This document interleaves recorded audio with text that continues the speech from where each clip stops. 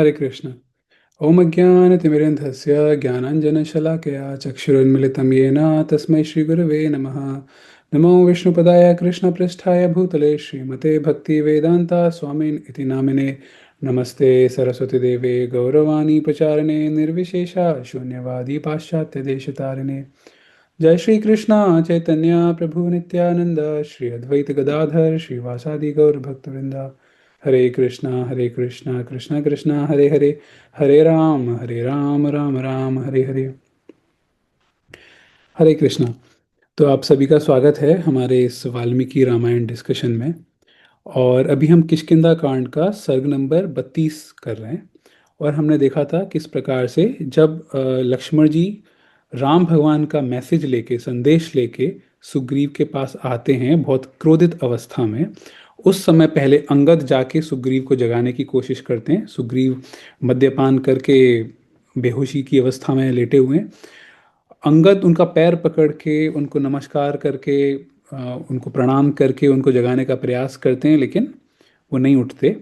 फिर उसके बाद उनके साथ दो मंत्री और होते हैं, वो फिर उनको बताने की कोशिश करते हैं, लेकिन उससे पहले बाहर जो कुछ वानर थे वो आवाज़ें करते हैं बहुत तेज। उससे सुग्रीव की आंख खुलती है और फिर उसके बाद ये दो मंत्री भी बताते हैं।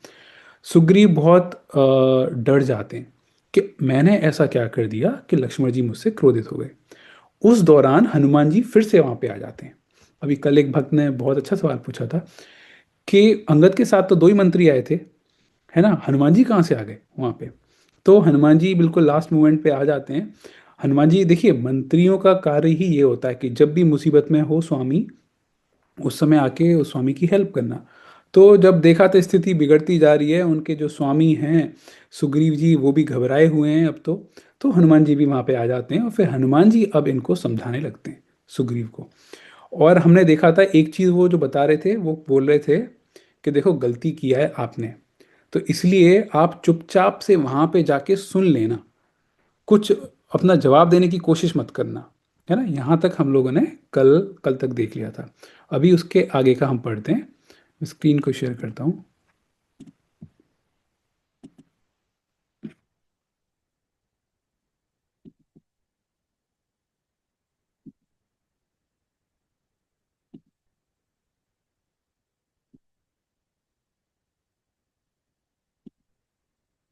हम्म।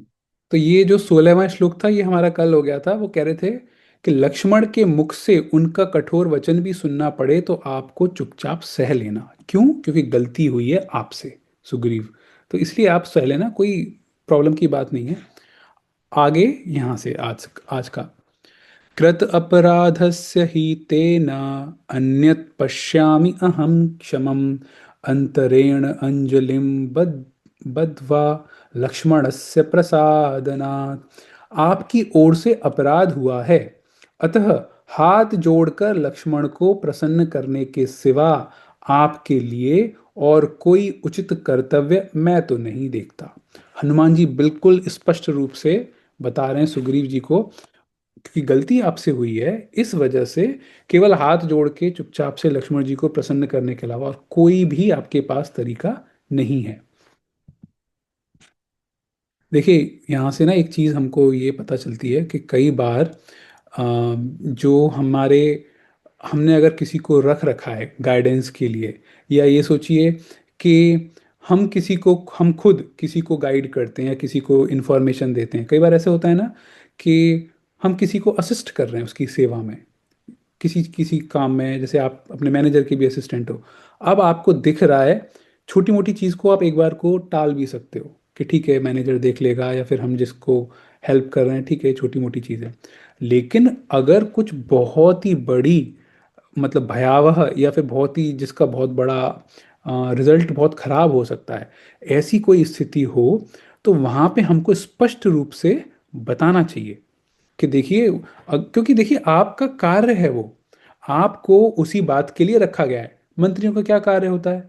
मंत्रियों का कार्य होता है कि जो राजा है उस राजा को गाइड करना, राजा को इंफॉर्मेशन देना, उसको सजेशंस देना। हनुमान जी भी मंत्री हैं यहाँ पे। अभी कुछ समय बाद आप देखेंगे कि हनुमान जी का महल वो सब भी आगे आएगा अभी। तो हनुमान जी मंत्री हैं। अब एक मंत्री होने के नाते वो उनको डायरेक्ट बोल रहे हैं कि आप यहाँ पे गलत कर रहे हो और आपको केवल ये ही एकमात्र सॉल्यूशन बचा है अब आपके पास। नियुक्तै मंत्रिभिः वाच्यो अवश्यम पार्थिवो हितम इति इत एव भयं त्यक्त्वा ब्रवीमि अवधृतं वचः। राज्य की भलाई के काम पर नियुक्त हुए मंत्रियों का यह कर्तव्य है कि राजा को उसके हित की बात अवश्य बतावें। अतएव मैं भय छोड़कर अपना निश्चित विचार बता रहा हूं।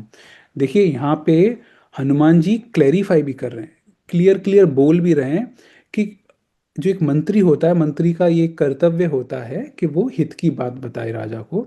इसलिए मैं अपना भय को त्याग करके आपसे इस तरह से स्पष्ट रूप से ये कठोर वचन कह रहा हूं।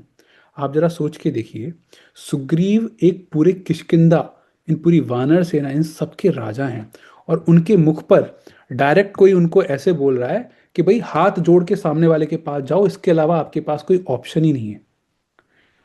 और तो सामने वाले को कितना क्रोध आ सकता है ना। मतलब सुग्रीव को कितना क्रोध आ सकता है कि एक मंत्री उनका ऐसे बोल रहा है। लेकिन वो मंत्री जो साफ साफ कह भी रहे हैं कि देखो ये मेरी रिस्पॉन्सिबिलिटी है। अब हम इसी चीज को एक दूसरी स्टोरी से भी कंपेयर करते हैं, रामायण की से। लंका में क्या हुआ था? रावण भी गलत रास्ते पे चल रहा था, सीता जी का अपहरण करके सीता जी को अपने लंका में ले आया था। उस दौरान विभीषण भी आके वैसा ही कार्य करते हैं जो यहाँ पे हनुमान जी कर रहे हैं।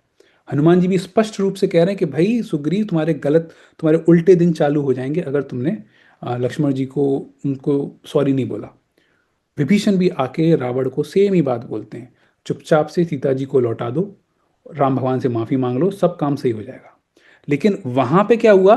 वो ईगो वाला था ना, उसको बहुत अहंकार था रावण को। उसने विभीषण की बात नहीं सुनी, उनको धक्का मार के बाहर निकाल दिया।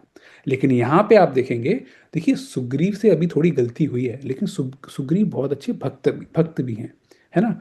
तो वो हनुमान जी की बात यहाँ पे सुन लेंगे। वहां पे रावण ने विभीषण की बात नहीं सुनी थी। ठीक है, तो ऐसे कंपेयर करके भी हम देख सकते हैं। अपने को सुग्रीव के समान ही होना चाहिए। अगर कोई हमको हेल्प कर रहा है, कोई गाइड कर रहा है, कोई हमको कुछ बता रहा है, हो सकता है वो कठोर वचन वचन हो, लेकिन हो सकता है वो हमारे भले के लिए हो। तो चुपचाप से अपने अहंकार को साइड में रख के उसको थोड़ा फॉलो करने का, समझने का थोड़ा प्रयास करना चाहिए। ठीक है।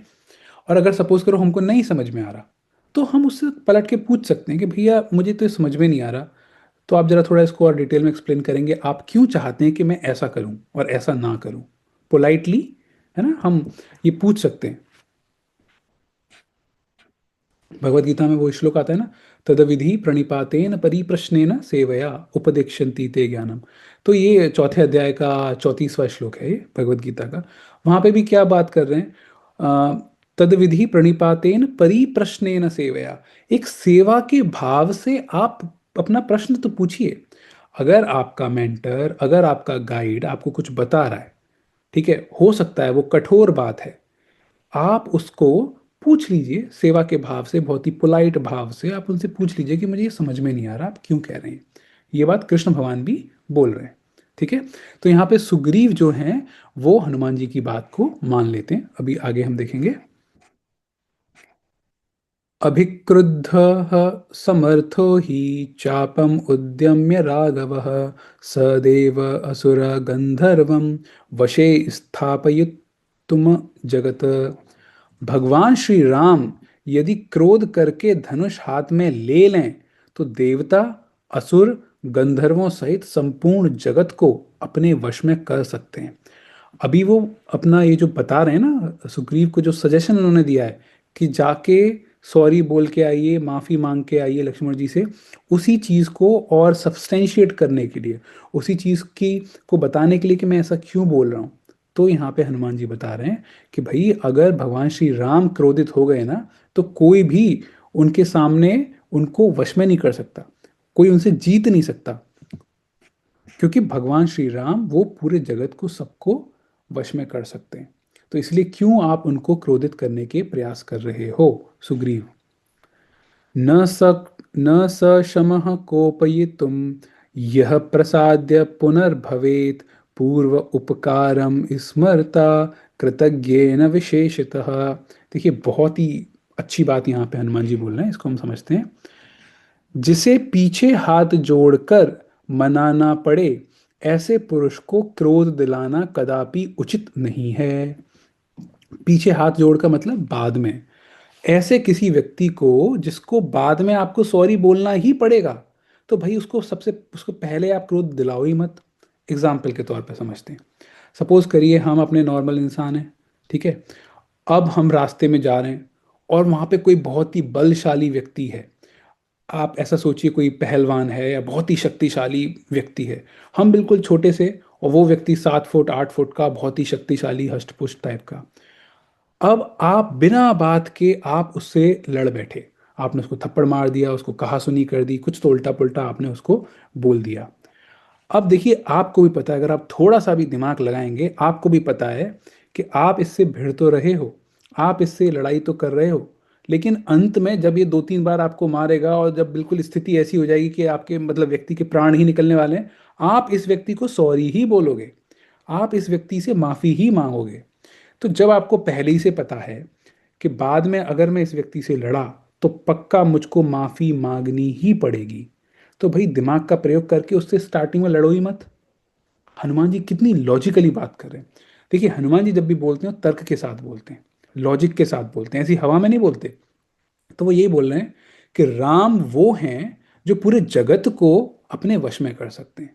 लक्ष्मण इतने लक्ष्मण भी बहुत शक्तिशाली हैं। इन दोनों से बाद में आपको माफी मांगनी ही पड़ेगी। तो क्यों ना आप पहले ही इनसे माफी मांग लो, पहले ही उनसे लड़ाई मत करो, पहले ही उनसे किसी बात पे भिड़ना मत, कोई अपनी तरफ से कुछ ऐसा आर्ग्यूमेंट मत देना। कई बार हम कहते हैं ना, बहाना मारते हैं, तो हनुमान जी एक तरह से सुग्रीव को ये आगाह कर रहे हैं कि अगर तुम्हारे दिमाग में ये भी थोड़ा ऐसा दिमाग में अगर आ रहा हो ना ये विचार कि चलो मैं लक्ष्मण जी के सामने कुछ बहाना मार दूंगा, कुछ भी, तो वैसा करने की कोशिश मत करना। चुपचाप से माफी मांग लो पहले ही, वरना जैसे किसी पहलवान से भिड़ने के बाद, पिटने के बाद बाद में माफी मांगनी पड़ती है, आपको भी वही करना पड़ेगा। एक चीज तो उन्होंने ये बताई। अब उसके आगे क्या बोल रहे हैं वो, विशेषतः वह पुरुष जो मित्र के किए हुए पहले उपकार को याद रखता हो और कृतज्ञ हो, इस बात का अधिक ध्यान रखे। अब यहाँ पे वो थोड़ा सुग्रीव के साइड से थोड़ा पोलाइट भाषा में भी हनुमान जी बोल रहे हैं। बोल रहे हैं कि भाई तुमको तो अच्छे से पता भी है, तुम तो कृतज्ञ भी हो भगवान राम के प्रति।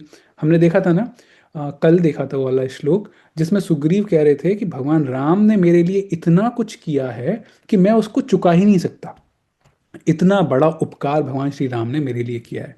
तो सुग्रीव कृतज्ञ भी हैं भगवान राम के प्रति। तो हनुमान जी यही कह रहे हैं कि जब आपको पता हो सामने वाला व्यक्ति शक्तिशाली हो, तो उसको आप उससे लड़ाई मत करो, क्योंकि बाद में जाके आपको आपको क्षमा मांगनी पड़ेगी। और फिर यहाँ पे बोल रहे हैं कि अगर आपको पहले ही से आप उस व्यक्ति के प्रति कृतज्ञ हो, आपको पहले से पता है कि ये वाले व्यक्ति ने मेरे लिए बहुत कार्य किया है, मेरी सहायता करी है, फिर तो आपको अपने अहंकार को त्याग कर, फिर तो आपको उससे भिड़ना ही नहीं चाहिए। फिर तो चुपचाप से आपको उनसे माफी मांग लेनी चाहिए। ये थोड़ा डीप श्लोक है, इसलिए अभी हम लोगों ने थोड़ा कवर किए इसके पॉइंट्स, लेकिन क्लास के बाद भी आप चाहें तो इसको थोड़ा मनन करिएगा, थोड़ा सोचिएगा कि कि हनुमान जी कितनी इंपॉर्टेंट फाइन पॉइंट को इस वाले श्लोक में अ, वो फोकस कर रहे हैं। ठीक है, हमको भी ना अपनी लाइफ में भी यहाँ से हम अपनी लेसन ये भी ले सकते हैं कि जब हमको पता है, कई बार क्या होता है कि हम अपने मित्रों से या अपने घर के परिवारीजनों से बिना बात के, या कोई बात भी अगर कुछ है तो उस पे हम बिना मतलब हम लड़ लेते हैं उनसे, कुछ उनको अपशब्द बोल दिया हमको, जबकि हमको पता है कि ये हमारे परिवार वाले हैं। आज नहीं, चलो 4 दिन हम उनसे रूठ के बैठेंगे, बात नहीं करेंगे, 5 दिन बाद 6 दिन बाद आप फिर दोबारा से परिवार वाले हैं ना, आप उनसे बात करना स्टार्ट करोगे, आपको पक्का सॉरी बोलोगे दोनों साइड से, चाहे दोनों साइड से सॉरी बोलें, लेकिन आप एक बार सॉरी तो बोलोगे ना। तो जब 5 दिन बाद आप सॉरी बोल के दोबारा से बात करना चालू करोगे अपने परिवार वालों के साथ, अपने माता पिता के साथ, अपने जो पति पत्नी हैं वो, तो भाई पहले ही उस मौके को ही मत आने दो ना। पहले ही सॉरी बोल के वो 5 दिन आप क्यों व्यर्थ कर रहे हो। तो ये एक इम्पॉर्टेंट लेसन हम यहाँ से इस वाले श्लोक से सीख सकते हैं। ठीक है। तस्य मूर्धना प्रणम्य त्वं सपुत्रः स सुहृतजनः राजन् तिष्ठस्व समये भर्तुः भार्या इव तत्वशे। राजन, इसलिए आप पुत्र और मित्रों के साथ मस्तक झुकाकर उन्हें प्रणाम कीजिए और अपनी प्रतिज्ञा पर अटल रहिए। अभी उनको रिक्वेस्ट कर रहे हैं कि इसलिए अकेले मत जाओ, पुत्र मित्र सबके साथ, अपने बंधुओं के साथ जाके उनको प्रणाम करिए और अपनी प्रतिज्ञा पर अटल रहिए। प्रतिज्ञा क्या की थी? प्रतिज्ञा ये की थी कि भगवान राम के हेल्प करनी है, उनको सहायता करनी है सीता जी की खोज करके।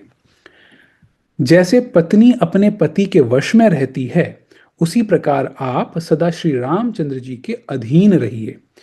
तो यहाँ पे वो बोल रहे हैं कि जिस प्रकार से कई बार अगर सपोज करिए पति अगर क्रोधित हो गया किसी बात पे, हो सकता है किसी बात पे क्रोधित हो गया हो आपसे, तो पत्नी उनको एक तरह से सॉरी अपने साइड से बोल देती है ना। तो उसी प्रकार से आप भी सुग्रीव भगवान श्री राम के पास जाके माफ़ी मांग लीजिए।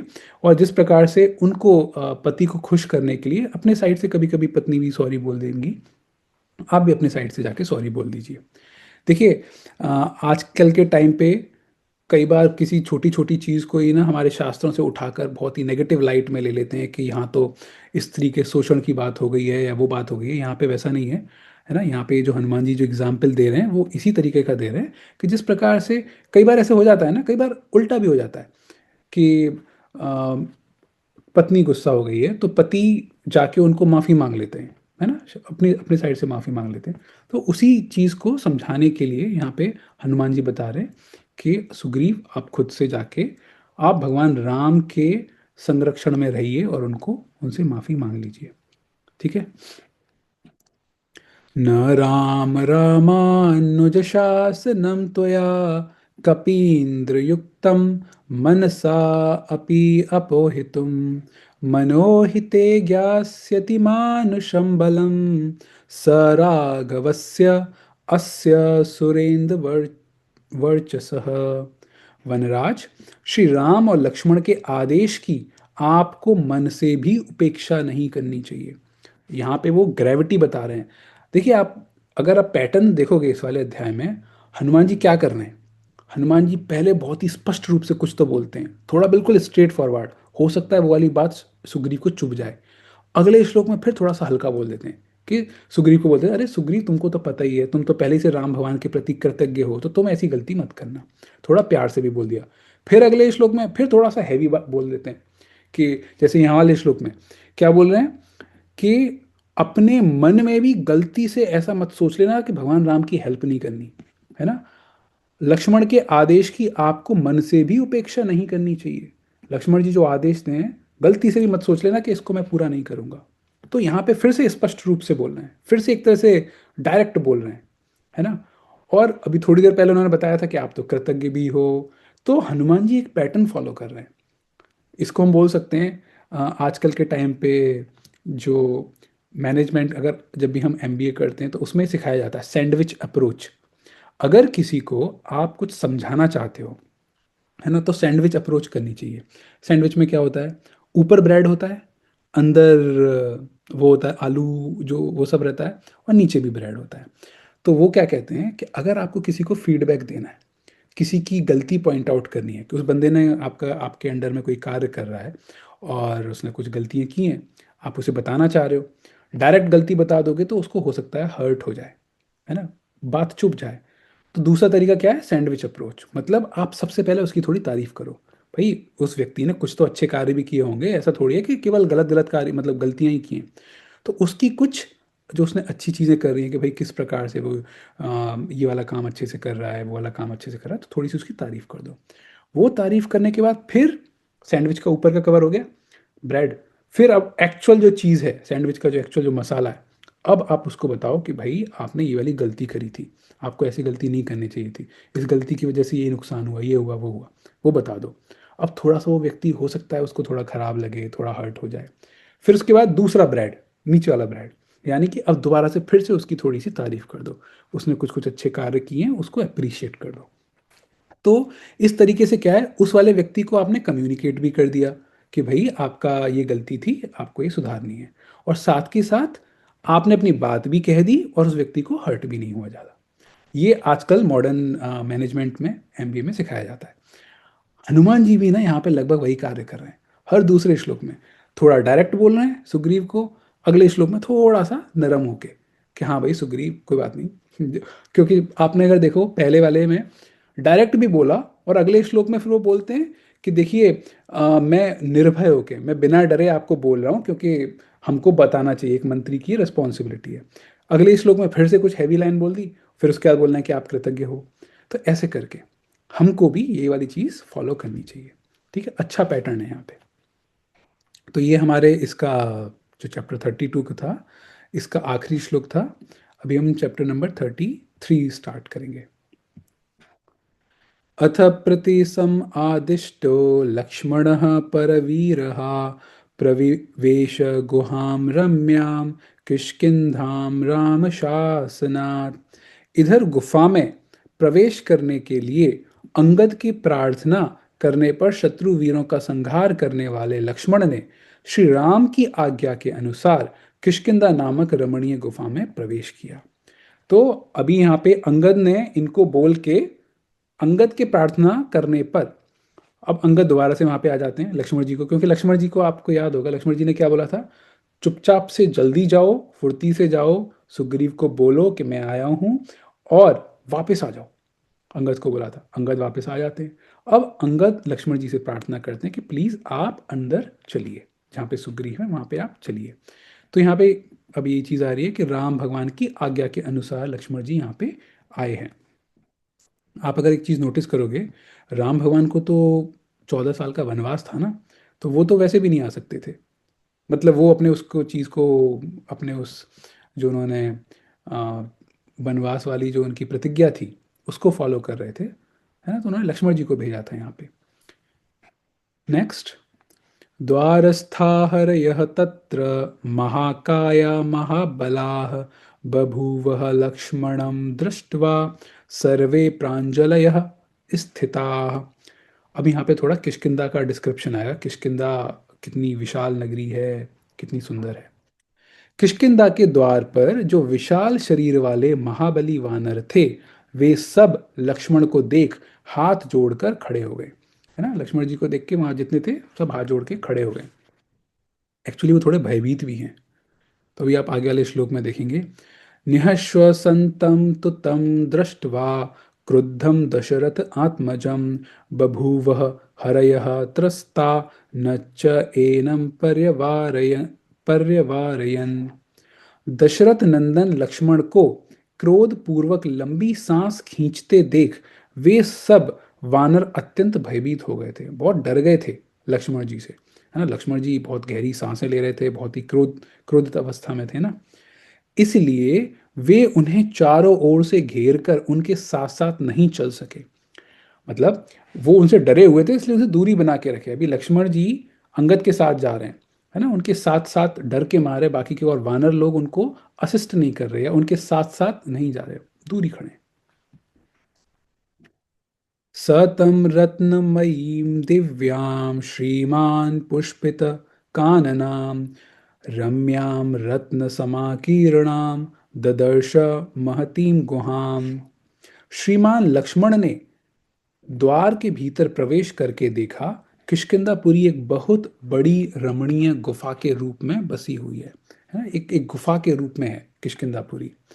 वह रत्नमयी पुरी नाना प्रकार के रत्नों से भरी पूरी होने के कारण दिव्य शोभा से संपन्न है। अलग अलग प्रकार के रत्नों से सुशोभित है ना, डेकोरेटेड है वो वहाँ पे, और बहुत ही सुंदर लग रही है वो। वहाँ के वन उपवन फूलों से सुशोभित दिखाई दिए। तो वहाँ पे कई सारे गार्डन्स हैं, है ना, थोड़े थोड़े उपवन, और वहाँ पे कई सारे, अभी आगे भी आएगा, अच्छे अच्छे वृक्ष भी हैं, और इस वजह से वो बहुत ही सुंदर दिखाई पड़ रही है। आप अगर देखेंगे यहाँ से हम एक चीज़ ये सीख सकते हैं कि कोई भी एक राज्य है, उस राज्य को अगर सुंदर बनाना है, वैसे अभी आगे वाले श्लोक में भी आएगा, तो वहाँ पे बहुत ज़रूरी है कि वहाँ पे थोड़ी हरियाली होनी चाहिए। ये पेड़ पौधे गार्डन्स ये सब होने चाहिए, है ना। तो थोड़ा सा वो जगह बहुत अच्छी लगती है, देखने में भी अच्छी लगती है, आपके मन को भी थोड़ा सा शांति देगी। आपके मन को भी प्रसन्न करेगी। तो कई बार हम लोग जब अपना घर बनाते हैं तो घर के आसपास कई सारे घरों में आपने देखा होगा वो थोड़ा सा कुछ स्पेस, कुछ जगह छोड़ के रखते हैं, वहाँ पे पेड़ पौधे, गार्डन बनाने के लिए जगह छोड़ के रखते हैं। अगर सपोज करिए किसी मेट्रोपॉलिटन सिटीज़ में हैं हम, है ना, वहाँ पे तो गार्डन के लिए शायद इतनी जगह ना मिले, तो कम से कम कुछ गमले में पेड़ लगा के, छोटे छोटे पौधे लगा के, कुछ तो हरियाली लगा के अगर हम रखेंगे तो हमको भी ना, हमारे मन को भी थोड़ा आनंदित, थोड़ा अच्छा फील होगा। हम ये यहाँ से सीख सकते हैं। हरम्य प्रसाद प्रासाद संबाधां नाना रत्नोपशोभितां सर्वकाम फलै वृक्षैः पुष्पितैः उपशोभितां। हरम हरमो, धनियों की अट्टालिकाओं। ये हरमों का मतलब होता है जो बड़ी बड़ी, जो धनी लोग हैं, जो रिच लोग हैं, पैसे वाले लोग हैं, है ना, अमीर जो व्यक्ति हैं, उन लोगों के जो बड़े बड़े महल जो हैं उसकी बात हो रही है। महल बेसिकली। तथा प्रसादों, देव मंदिरों और राजभवनों से वह पुरी अत्यंत घनी दिखाई देती थी। यानी वो जो किष्किंधा थी वहाँ पे कई सारे मंदिर थे और कई सारे महल थे। नाना प्रकार के रत्न उसकी शोभा बढ़ाते थे। हमने देखा किस प्रकार से, जैसे आप ऐसे सोचिए कि दिवाली के टाइम पे हम लोग अपने कई बार घरों को सजाने के लिए वो जो झल्लरें जो होती हैं ना लाइट की, वो लगा देते थे छोटी छोटी। अब यहाँ पे जो महल थे वो सजे हुए थे रत्नों से, डायमंड या बाकी के भी और जो कीमती रत्न होते हैं ना, जो पत्थर होते हैं, स्टोन्स, उन सब से सजे हुए थे। संपूर्ण कामनाओं को पूर्ण करने वाले फलों से युक्त खिले हुए वृक्षों से वह पूरी सुशोभित थी। तो वहाँ पे फलों वाले कई सारे वृक्ष, है ना, वो भी वहाँ पे थे। तो बहुत ही सुंदर दिव्य नगरी लग रही थी वो। देवगन्धर्वपुत्रैः च वानरैः कामरूपिभिः दिव्यमाल्य अम्बरधारैः शोभितां प्रियदर्शनैः। वहाँ दिव्य माला और दिव्य वस्त्र धारण करने वाले परम सुंदर वानर, जो देवताओं और गंधर्वों के पुत्र तथा इच्छानुसार रूप धारण करने वाले थे, निवास करते हुए उस नगरी की शोभा बढ़ाते थे। तो यहाँ पे ये वाला श्लोक इम्पॉर्टेंट है। इनफैक्ट आई थिंक 30-40 दिन पहले एक बार डिस्कशन हमारा हुआ था। ये जो वानर थे, ये वानर नॉर्मल मंकी नहीं थे, नॉर्मल बंदर नहीं थे। हमने वहाँ पे कहा था कि ये जो है ना, जो ऊपर के जो कई सारे लोग हैं, वहाँ से आए हुए हैं ये नॉर्मल नहीं है और ये अपना रूप भी बदल सकते हैं। तो इस वाले श्लोक में देखिए ये वाली चीज आई है। देव गंधर्व पुत्र ही, देवताओं और गंधर्वों के पुत्र थे ये वाले वानर। ठीक है, ये नॉर्मल जो यहाँ हमारे घरों के आसपास बंदर घूमते रहते हैं, ये वो वाले बंदर नहीं थे। और क्या है यहाँ पे, वान रई काम रूप भी, काम मतलब होता है इच्छा, कामना, है ना, काम होता है ना इच्छा। अपनी इच्छा से, काम रूप भी, अपने रूप को वो अपनी इच्छा के अनुसार बदल सकते थे। ये वो वाले वानर थे, कोई ये साधारण वानर नहीं थे। हमने देखा था किस प्रकार से हनुमान जी जब राम और लक्ष्मण के पास गए थे सबसे सबसे पहली बार, साधु का भेष बना के गए थे। उसके बाद फिर दोबारा से अपना भेष बदल लेते हैं, है ना। तो यहाँ से हमको पता चलता है कि ये नॉर्मल वानर नहीं थे, निवास करते हुए उस, और तो ये सारे के सारे वहाँ पे जो वानर ये सब थे, तो ये जब वहाँ पे निवास कर रहे थे, इससे जो इस नगरी की शोभा और ही ज़्यादा बढ़ रही थी। तो आज हम यहीं तक करते हैं, श्लोक नंबर 6 तक। ठीक है, फिर मंडे को अपना आगे का डिस्कशन करते हैं। आज की क्लास से रिलेटेड अगर किसी का कुछ प्रश्न है या कुछ पॉइंट डिस्कस करना चाहते हैं तो आप हैंड रेज कर सकते हैं।